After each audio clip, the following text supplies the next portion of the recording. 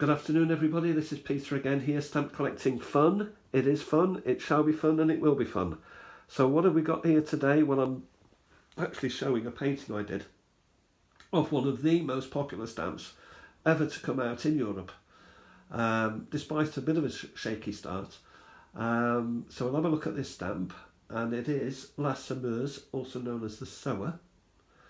And we'll have a look at my collection of these stamps, but that's just a painting that I did in homage to the beautiful work of art that was designed by one of the great men of France, one of the great artists of France, who is not particularly known for the stamp, more to do with creating medals. Anyway, enough of that, and we'll have a look at some stamps. So we'll talk about these stamps first of all. So I made a few notes at the top just for my own benefit. So what do I know about La Semeuse? Well, it was produced and issued and designed and everything in France. And it was Louis Oscar Roti, known as Oscar Roti, who was asked to come up with a design, but not for the stamp. It was for a coin. He was a medalist, basically, so he would create works of arts on medals and on coins and on round things, and he was, he was very popular at the time. So what else do we know? Well, the stamp itself was first issued in 1903, so I've got some here which I've sort of hinged onto my own card, basically. So we'll have a look if we've got any 1903 stamps as we go along. But this stamp actually lasted not just up to the beginning of the First World War, or even to the end of the First World War, but actually made a reappearance back in the 1960s. Anyway, we'll go through the history really. The first appearance of La Semeuse as a person was in 1897 on a coin, and the model for that was Charlotte Rago. So there she is there.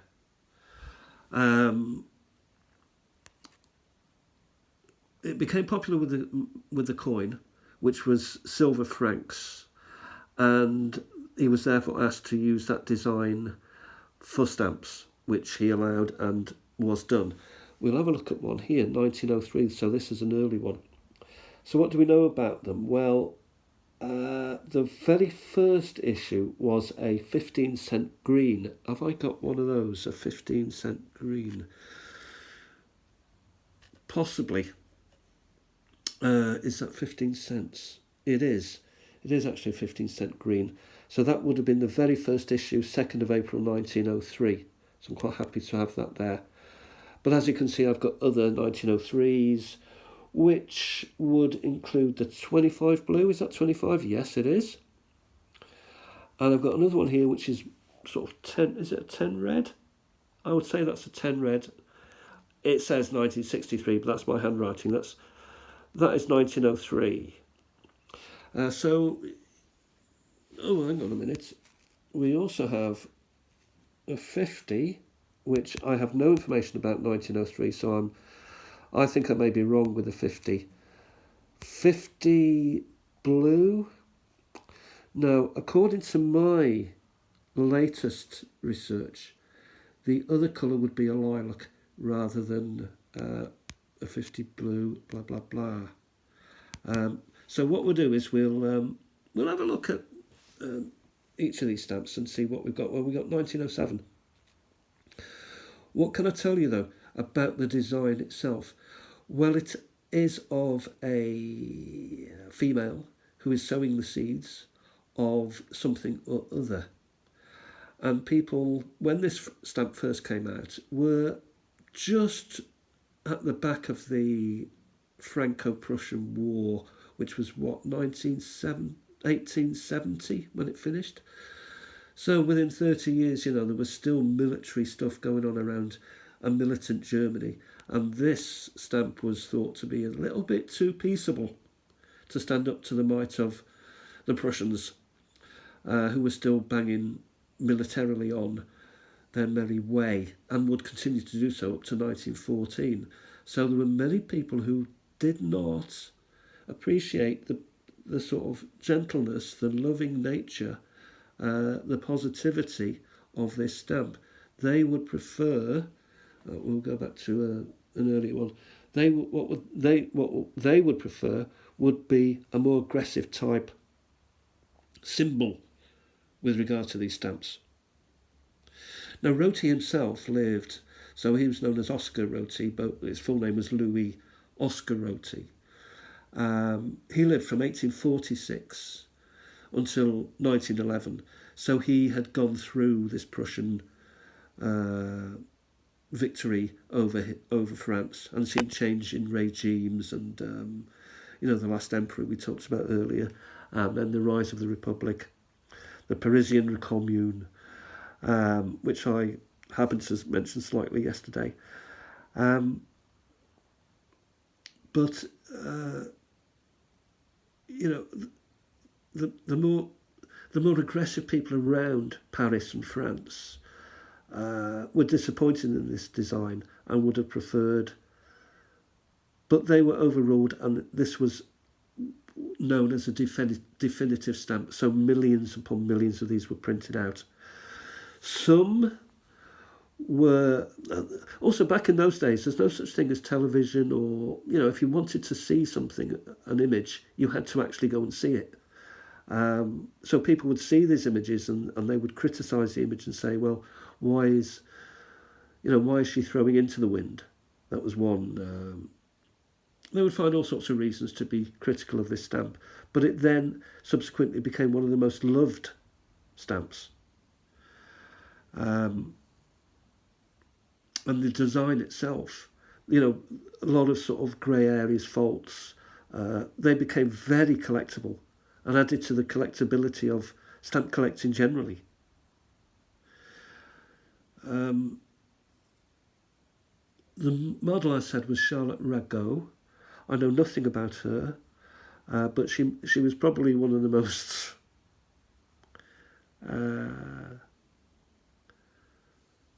one of the most you can't call it photographed, but it probably was one of the most photographed women ever, because millions of these. We're also talking about French colonies which had these, so there are overprints all over the world in French because of French colonialism, and also French post offices, and indeed wherever French soldiers were garrisoned across the world. So the stamp did endure all the way up to 1914 and the start of the First World War, and by then was very popular. The actual design altered so much that stamp collecting may have become more of a thing in France. The actual design. There's a basic design, but you can see some are thicker. Can you see that? Some are slightly thicker than others. I'm quite happy with that. That's an early one. I like that. So what else can I tell you? Well, there were further printings. 1921 to 26, there was another run on them. Another issue.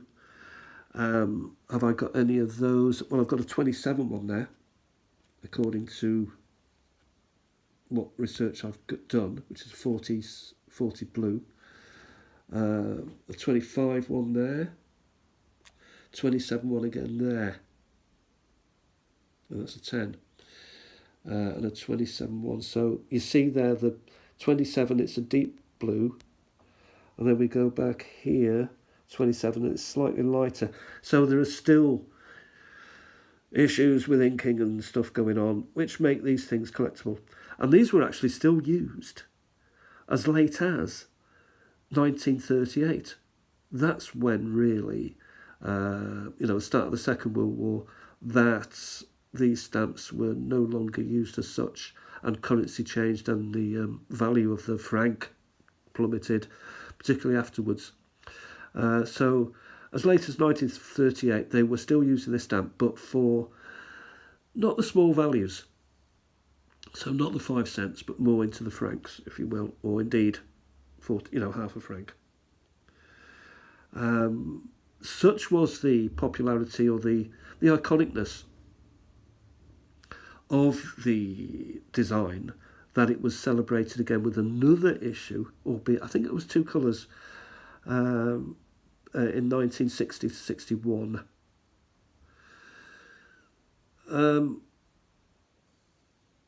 The other interesting thing is, well, it's fairly interesting. La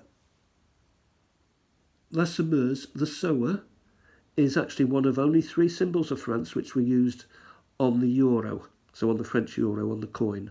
So this was one. The bust of Marianne was another, and the Tree of Liberty was the other one. Also, now have I got any of the? Yeah, I'll just show you quickly. Marianne. So we have Marianne. You know, the symbol of France. There's the Semeuse again, a 50. Yeah. And there have been many different designs for Marianne. So we'll just go back to La Semeuse again. Is there anything else that I gleaned from this? Not really. They were produced in their millions. So any one of us, I mean, you pick these up, it's like, oh, another one. But when you start to put them together and you start to date them and stuff, and you learn a little bit about what's gone on behind the scenes, if you will, then you can make a very nice little collection. You get a fantastic collection, actually, very cheaply, because you can get 100 of these for 10p, basically. Well, there's postage on top of that, but, you know, I mean, they are uber cheap to own. And, yeah, I've been higgledy-piggledy, as is my wont, if that's even a word.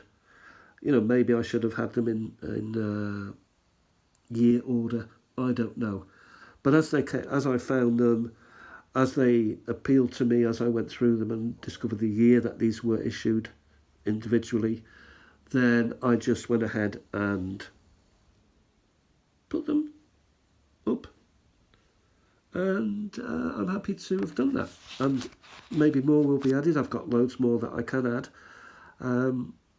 But after 5, 10, 15, 20, 25 of trying to find out what the actual year of the stamp was, I was a bit exhausted, so I left it at that for now. Anyway, that is my video for today. We'll have another look at my painting. I'll have a bit of a closer up there of her. It's my little doffing of the cap to a great stamp. And I hope you've enjoyed this video. And have a look through your stamps. I'm sure you've got a lot of these stamps. Try and find a 1903, the first year, the April one, the first run, the first issue. Anyway, I'll talk to you soon. My sinuses have been shocking today, but I went out earlier and seems to have cleaned up a little bit so I'm able to breathe and talk at the same time. Okay, I'll talk to you soon. Bye for now.